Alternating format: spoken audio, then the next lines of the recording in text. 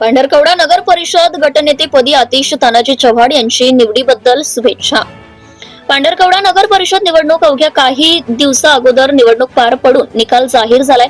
यात भारतीय जनता पक्षाचे नगराध्यक्षासह 6 उमेदवार विजयी झाले. तसेच शिवसेना शिंदे गटाचे तथा खेतानी फाउंडेशनचे 16 उमेदवार यांनी बहुमताने विजय मिळवला.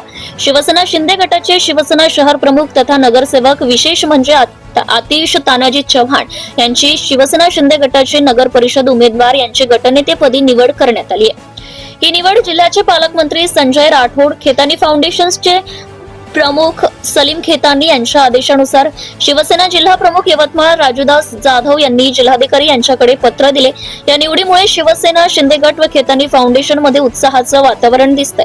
नगर परिषद गटनेतेपदी आतिश चव्हाण नेहमी गोरगरिबांच्या संपर्कात राहून लोकांचं काम करणारा युवा वर्गात चांगली पकड असलेल्या या गटनेतेपदी झाल्याने त्यांना पुष्पगुच्छ देऊन शुभेच्छा देऊन कौतुक करण्यात आले. जनता टाइम्स आणि जटा टीव्ही चॅनलसाठी यवतमाळ जिल्हा प्रतिनिधी Nilesh सिढाम.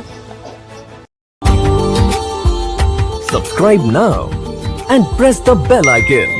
Never miss an update.